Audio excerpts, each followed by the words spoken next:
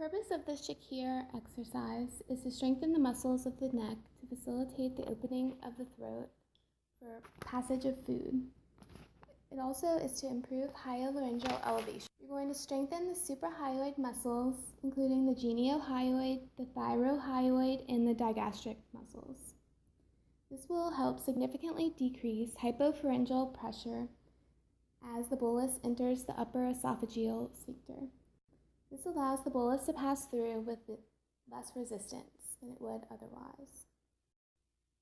Some cons to this exercise is that it may require repeated instruction, cueing, and encouragement for accurate performance, and clients may report dizziness and neck muscle soreness. This exercise would be good to use with patients who show reduced upper esophageal opening and who demonstrate food residue in the piriform sinuses. To begin the Shakir exercise, you have your client lie flat on the floor. Next, you'll have them raise their head to look at their toes while keeping your shoulders flat on the ground. You hold for 1 minute and then release and rest for 1 minute. Next, you will do the head lift again, looking at your toes, this time only briefly and lower, and you'll repeat this for 30 reps.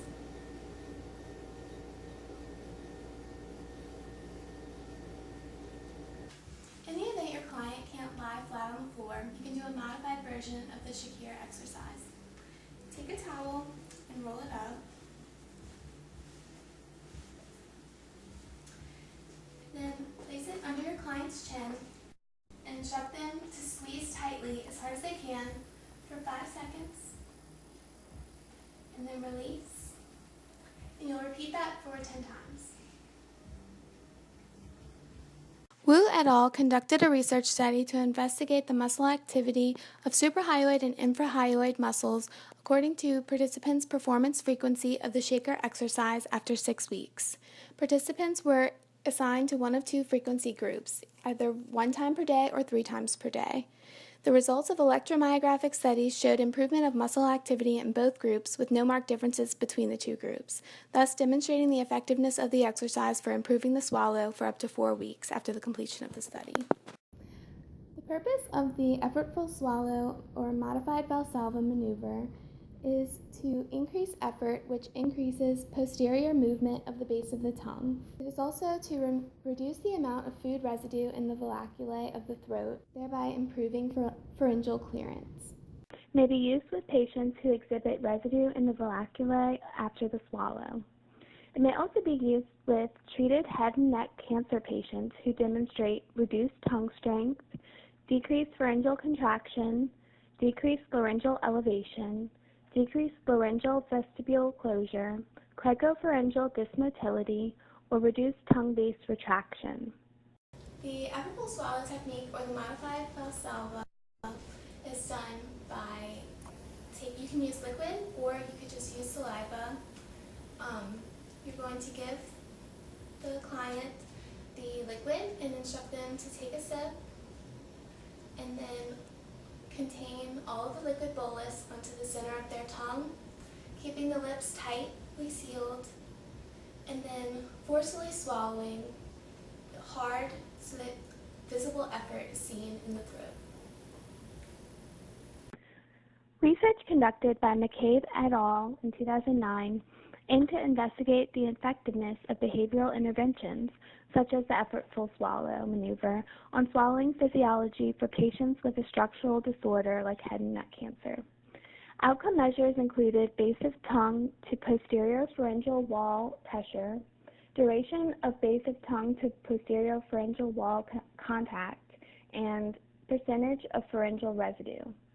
Findings showed that the effortful swallow maneuver produced the most base of tongue to posterior pharyngeal wall pressure, thus improving oropharyngeal clearance of the bolus in patients with a history of head and neck cancer treatment.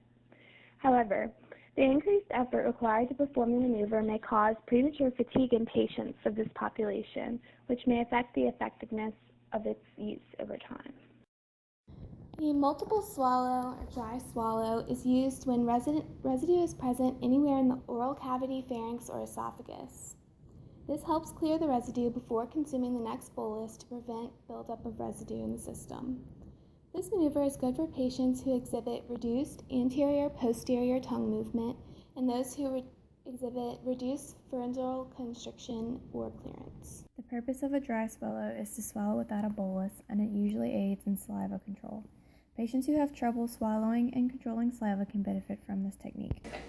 For the multiple swallow technique, the client takes a sip of liquid, swallows, and then repeats the swallow as a dry swallow as many times as necessary to clear the residue from the piriform sinuses or valvulae. So take a sip and swallow. Now swallow again to make sure everything's clear. Expiratory muscle strength training, or EMST, focuses on strengthening the expiratory muscles used in respiration. EMST is designed for patients who have muscular weakness from neurological or neuromuscular diseases such as Parkinson's, multiple sclerosis, and the sedentary elderly. EMST is said to improve cough function and increase movement in the hyoid bone due to contraction of the submental muscles, which primarily aid in hyoid elevation. This can help reduce penetration and aspiration. During a session, expiratory muscles are strengthened by a device, as shown here, that blocks the expiratory airflow until sufficient expiratory pressure is produced. A nose clip is placed on the nose, and the device is inserted into the mouth behind the teeth. The device can be calibrated to the patient's maximum expiratory strength and increased or decreased if needed. The clinician should make sure the patient's lips are tightly around the device. The clinician can hold or press the side of the cheeks if needed. The patient should breathe out as hard and fast as possible using the chest and stomach muscles, then rest for a period of up to 30 seconds.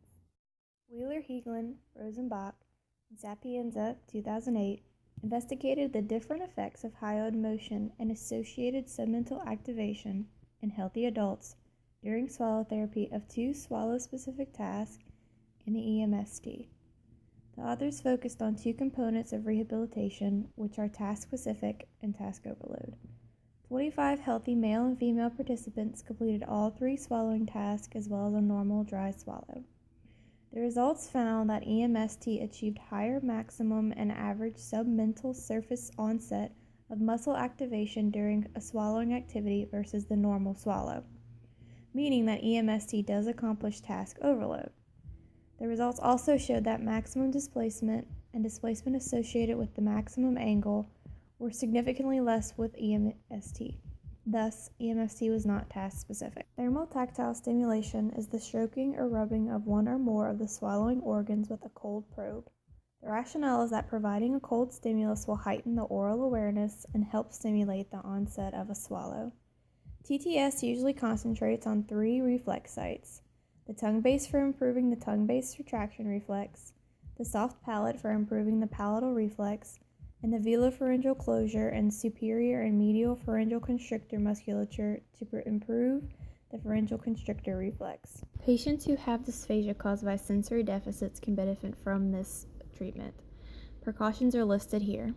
During a session, the clinician needs a cold metal probe, or in many cases, a cold sour swab, latex gloves, and a small container of ice to keep the probe cold. The clinician should first put on gloves before beginning the treatment to prevent the passing of any bacterial or viral infections. A surgical mask should be worn if any patients are known to be infectious. The clinician will ask the patient to open their mouth and use the probe to rub against the tongue base, soft palate, and superior and medial pharyngeal constrictors. A study by Reagan, Walsh, and Tobin, 2009, investigated the immediate effects of TTS on patients with idiopathic Parkinson's disease and oral pharyngeal dysphagia. 15 participants with IPD and dysphagia participated in a video fluoroscopy in which normal volumes of liquid barium and paste were given before and immediately after TTS. The authors then examined the oral, pharyngeal, and total transit times and pharyngeal delay times. The study showed that TTS significantly reduced median pharyngeal transit times on fluid and paste. The total transit time was also reduced on fluids and paste. The pharyngeal delay time was only reduced on fluids. For For the oral transit time, TTS did not alter time on either fluid or paste.